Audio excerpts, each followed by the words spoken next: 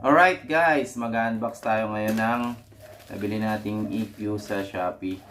I-check natin yung itsura niya, kung maganda ba, maayos.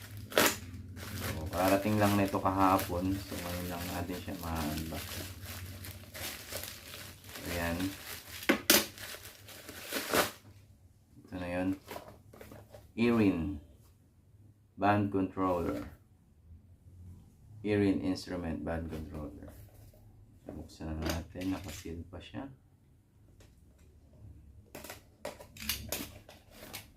Ayan, ito na siya guys. May kasama siyang sa paa, rubber.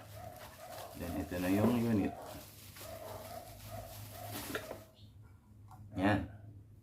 So, maganda naman. Tatry na lang natin siya. Ang problema lang, wala siyang kasamang adapter. So, kailangan nyo pang bumili ng adapter. 9 volts. So, yun. Testingin natin to guys. Alright guys. Mag-unbox tayo ng nabili nating power supply para sa mga guitar effects.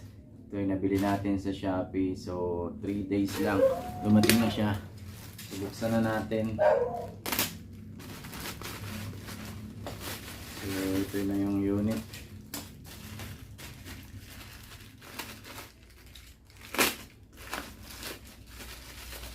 Mabilis na rin kasi almost 3 days lang siya bago dumating. So, ito na yun. So, ang cute niya pala.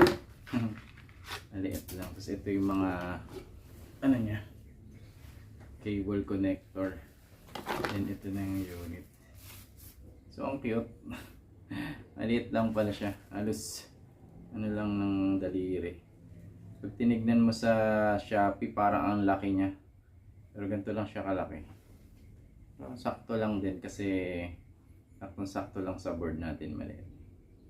So yun, video natin susunod na nakakabit na siya sa board.